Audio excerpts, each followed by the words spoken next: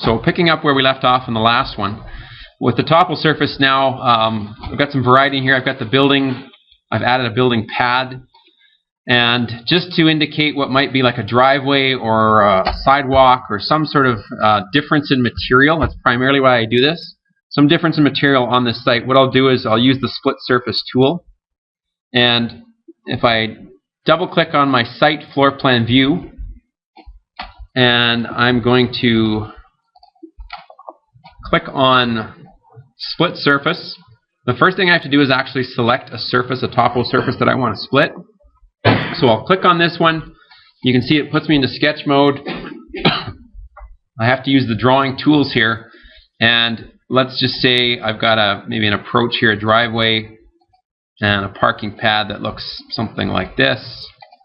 Maybe I want to make it look a little bit more organic on this side. So I can just make use of my sketch tools. And in this case, all I need to do is just make sure that the open ends are over the edge of that Topo surface. And if I do that, it'll just kind of carve out this little area and give me the ability to assign a different material to it.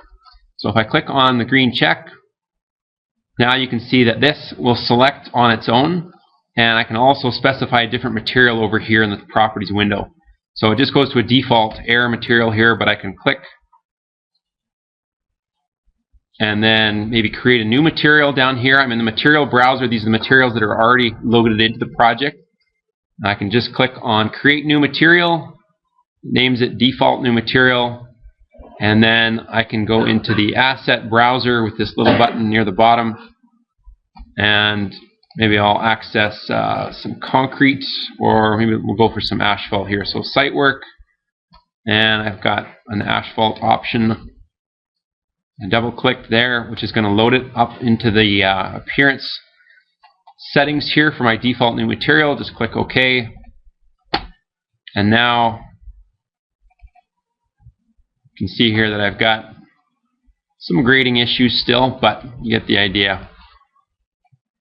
So now I've got two surfaces that I could render up.